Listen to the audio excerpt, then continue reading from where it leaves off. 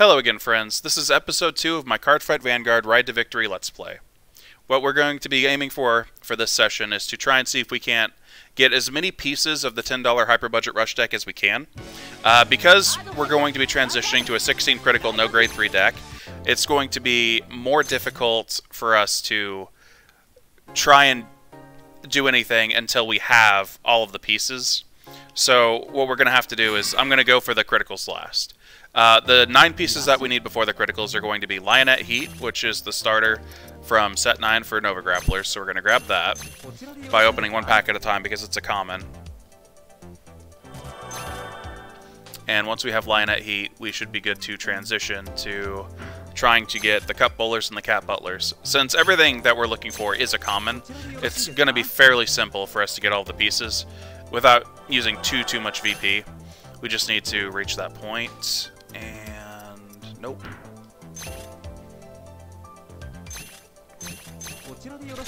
Unfortunately for me, I actually had recorded this once, and I got Lionette Heat as the first card in the first pack. And then, unfortunately, I got a work call that I had to take. So I was like, well, I don't want to just end the recording when everything is reversible, so I'll just let it stand that I'm resetting and not having that Lionette Heat for the first pack. That may have been a mistake. Oh, there's another starter, Mirayo. That is the top 5 grade 3 searcher, which is not a good card to run in a deck with no grade 3s. Who knew? Let's see if we can't get Lionette Heat this time.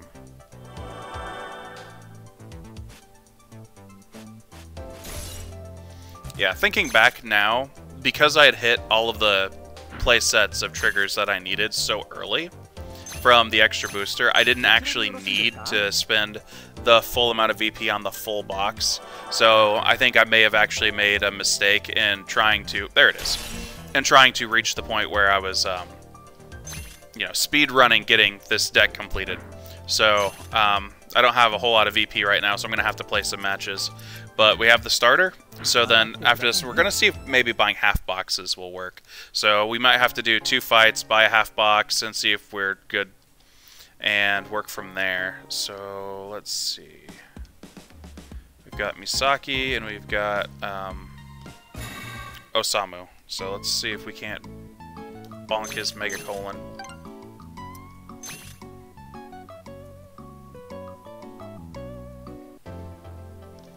I don't know what music that was, but it was my jam. You guys ready for some Kogeki?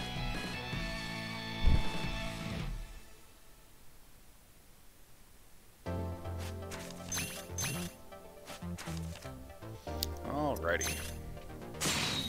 So I get to go first. That's really good. Let's see if I can't get a grade 2 this game.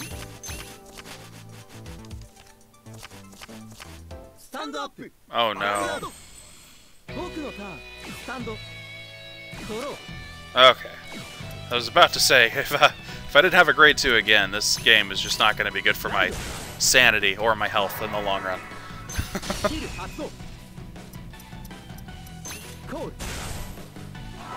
That'd be weird if you could just put it straight in the damage zone. Anyway.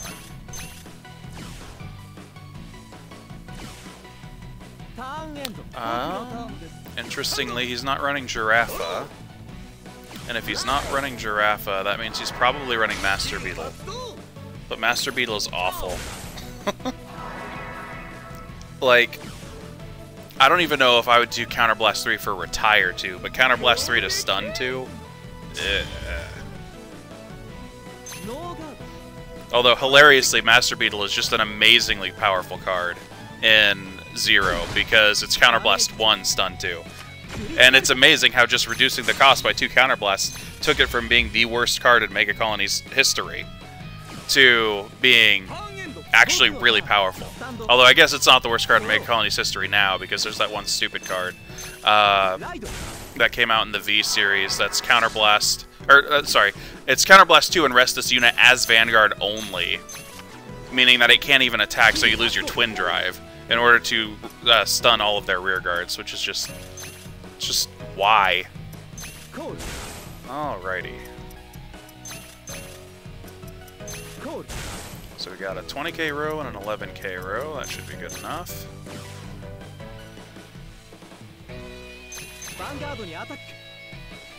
And we are rocking 12 crits right now, so decent chance. Not decent enough, I guess. So if he's running Master Beetle, that means he's got an 11k butt, so all of my rows being 20k is not going to be particularly beneficial. It's looking like I'm going to call a Mr. Invincible to my left too, which means that I'm not going to have numbers. So I'm probably going to have to do something to get rid of my starter and get a better booster out there. We'll figure that out when the time comes, I guess. I guess I could have rode King of Sword, but... Note to self, guard Vanguard attack.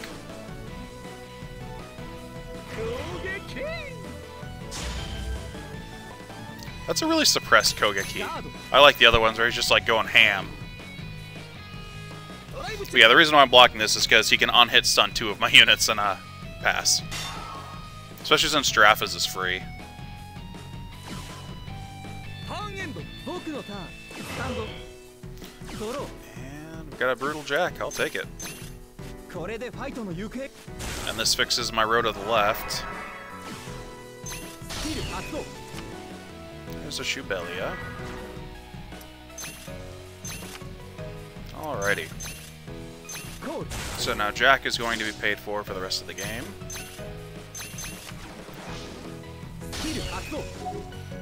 This also puts me in this awkward position where my Vanguard's my weakest row, but that's fine.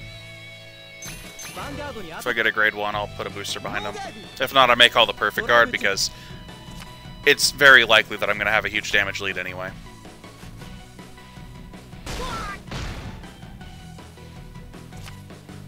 Ooh, Master Fraud. I wonder if he's running Fraud Antlion, because that actually used to be a really good deck back in the day. And there were so limited options for grade 2s that I wouldn't even mind someone running Giraffe as a grade 2 in that deck. Although personally, I would just go for the full shebang, just like 4 of the starter, 2 of the grade 2, and just run the deck as if, you know, you're running the right chain and just not run the grade 3. I used to do that all the time. Because the grade 2 Giraffe is really, really good. Whereas the grade 3 Giraffe is 11k. That's all it has going for it.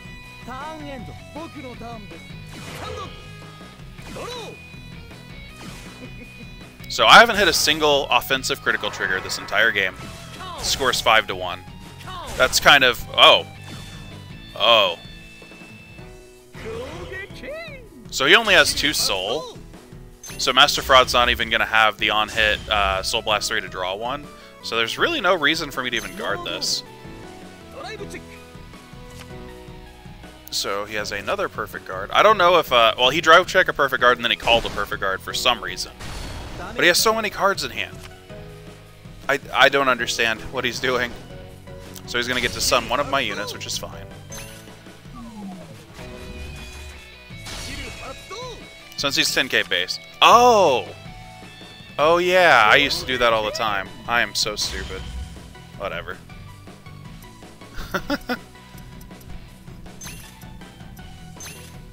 Oh yeah, we can do that.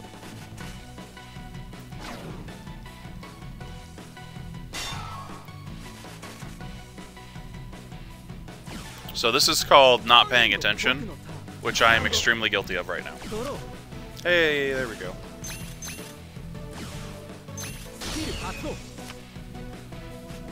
Oh, there goes a crit. But I haven't seen a crit in a while, so honestly... actually, let's withhold and do this first. Not super worried about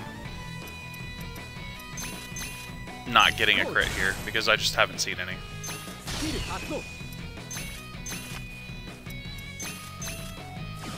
Alright, so we'll start off with a poke. He's going to definitely guard this one.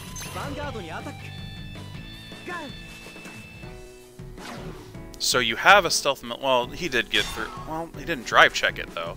So unless that's the card that he drew off of Master Fraud, that doesn't make any sense. That he would call that instead of his... Or call his PG instead of that.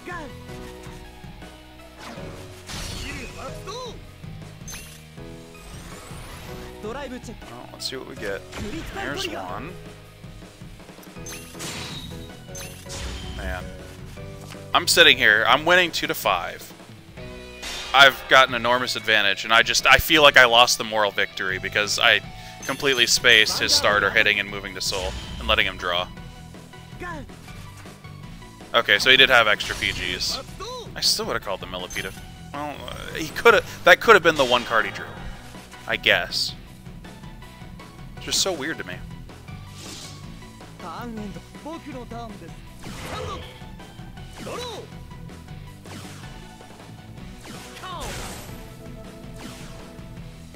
Good old Gloom Flyman. Alright, so that is 20. So that's gonna be a no guard for me. Violent Vesper.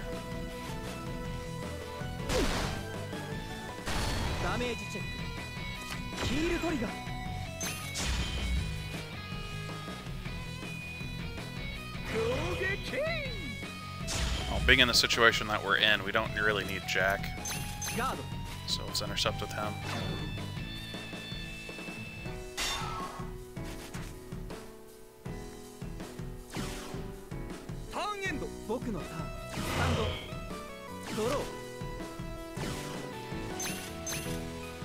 No Shubelia.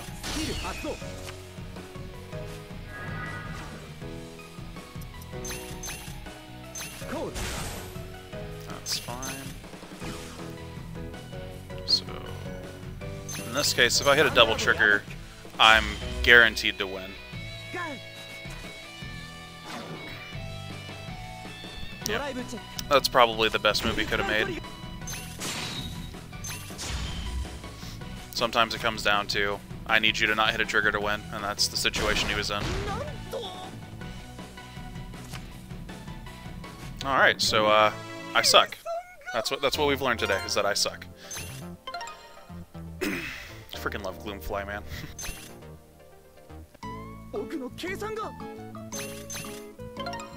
Oh yeah, that's a good card. Alrighty, so we got 1,050. I'll learn how to numbers one of these days. But probably not going by all available evidence.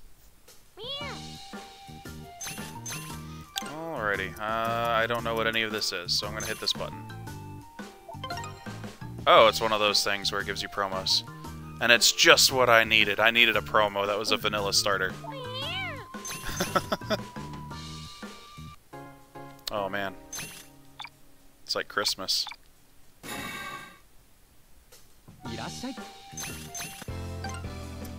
Alrighty, let's play.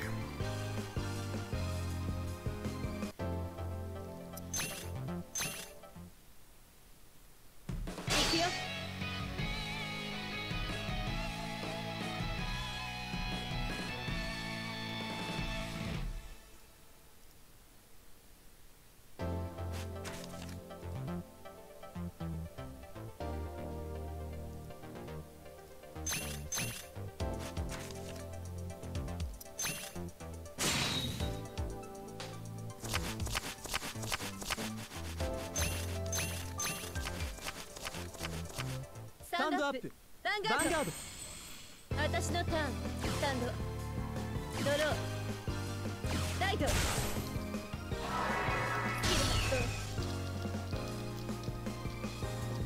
Alrighty, I get to draw free cards.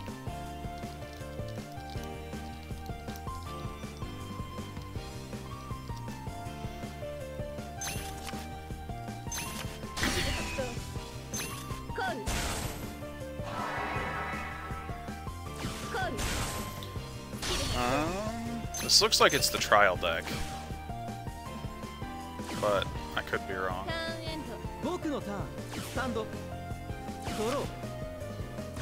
Okay, I'm getting milled. I do not have a very good turn 2 here, so I'll just play it by ear, I guess.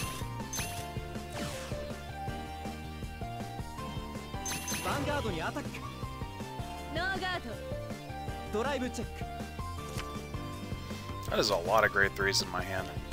That's not going to be a problem when we actually finish the $10 Hyper Budget Rush deck.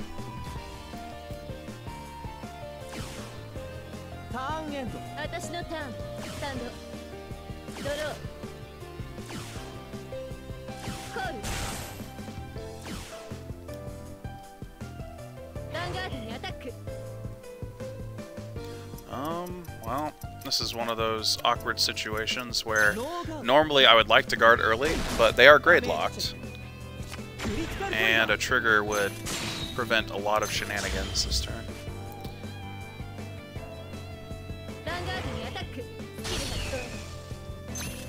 And in this case, if I guard it, they're just going to pass the trigger, so I'll just take the damage here.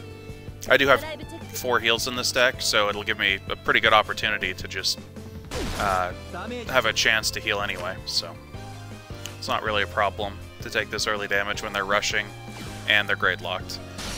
It's going to give me a greater advantage in the long run anyway. And then this turn I'm going to be dropping units that they aren't even going to be able to swing over. So that'll also be a benefit here.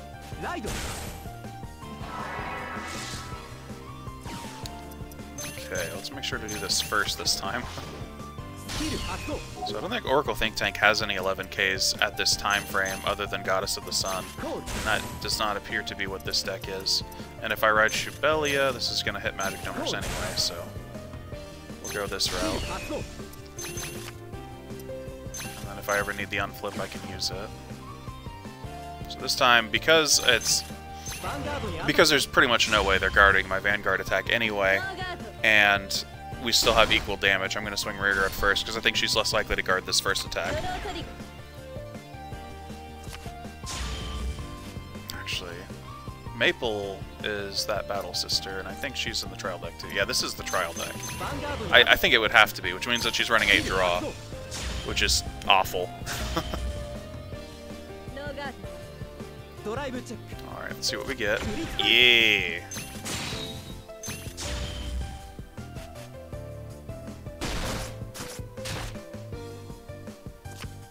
Alright, she's going to have a lot of hand cards, but she's going to have, like, nothing for shield value. So, there's really no reason to even be remotely concerned about her hand size, since the Oracle Think Tank trial deck has that major weakness.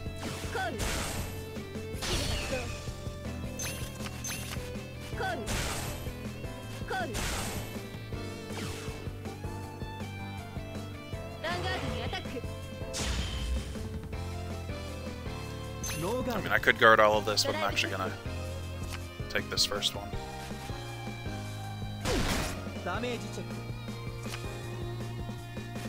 And then I'm gonna intercept, because I have a bunch of grade 3s, and I just need to get through them anyway. And then I will guard the last one. In this case, I don't need to worry about trying to heal by having the same amount of damage. I'm just going to press advantage and guard wisely and use cards properly here.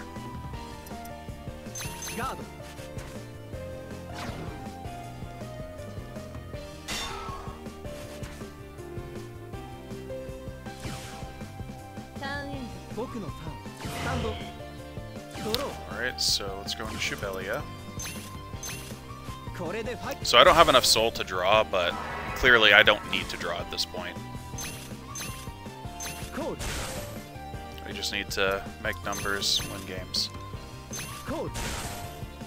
And since it's a trial deck, it doesn't have any perfect guards either. Okay, so then this is 17. Perfect.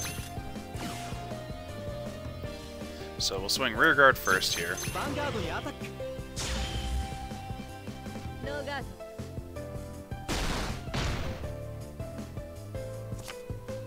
Okay.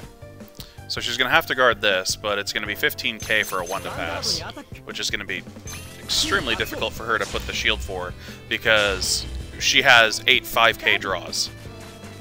Okay, so she's 1 to pass, or 2 to pass.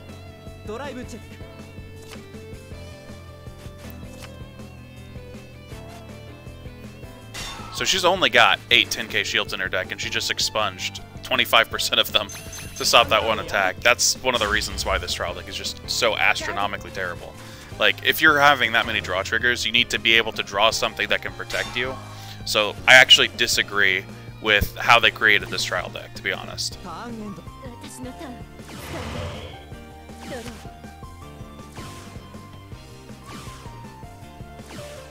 So pretty much she has to hit a heal, otherwise she's completely out of this game.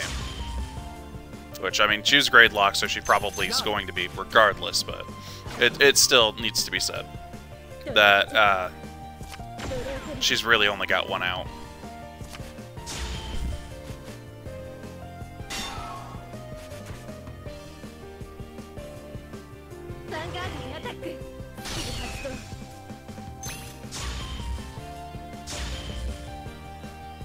Alright, 5k shield.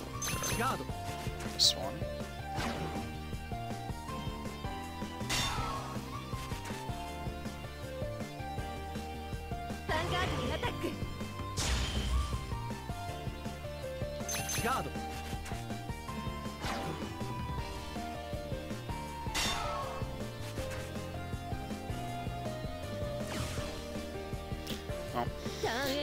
Well, with her hand being what it is, it's virtually a guarantee that she's going to have to take at least one of my attacks, most likely my Vanguard swing.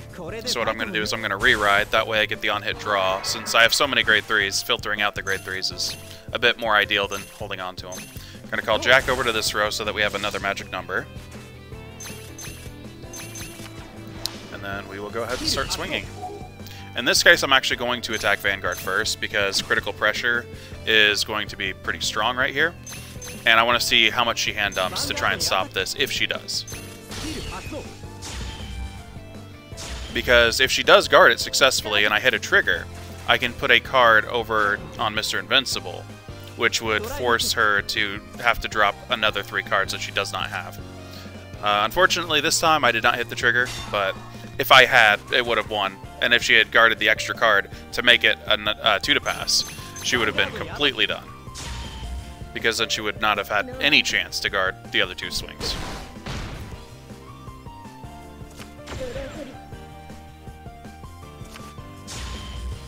And that's game. Let's go ahead and see what we get. 750 VP. So, based off of how much VP we have, I'm thinking that we should be able to get a playset of one of the 2 sets of cards that we need.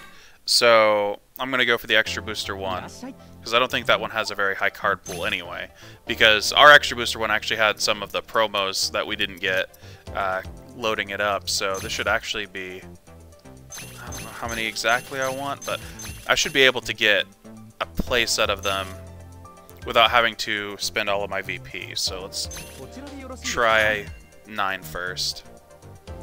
Let's see what we get. Okay, so we got 2 Cat Butlers. That's good. Oh, Rocket Hammerman, I might play that. And... oh wait, Cup Bowler was a promo in Japan, that's right. So Cup Bowler's actually not in this set, so I'm going to have to do without him. So I'll figure out what card I'm going to replace him with on the interim while I'm waiting to get that promo card.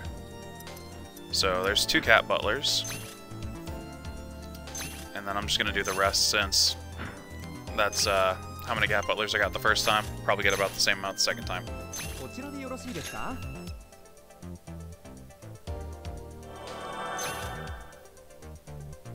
And we got 3, which puts us in right around where we're looking to be at. And didn't really get anything else that I'm planning on running, although you can run a Riser Butler variation, where you're using this Riser as a 16k attacker, and he's already hitting numbers. So that's a possibility that I may try. That does mean that I have to run a single Riser in my deck, but if I do that, it'll still work out. Hitting 16 is honestly super ideal. It's honestly, if you get the combo and they don't disrupt it, then it's better than the Cup Bowler, but Cup Bowler is just much easier to make work. So there's trade-offs. Starters can be sniped very easily in this time frame with cards like Saishin and Gatling Claw Dragon, so there's a trade-off, and I'll have better matchups against everything but Kagero and Narukami in certain instances, as long as I do that. But then I'm also going to be running one less critical trigger, so there's trade-off there. I'll figure out what I'm going to do now that I just remembered Cup Bowler is not going to be available in the pack. So we'll see how that goes, but this is going to end the second episode, and I'm going to sit down and think of a plan on what I'm going to do until I get Cup Bowler. So I will come back with that, and that is going to be it for this episode.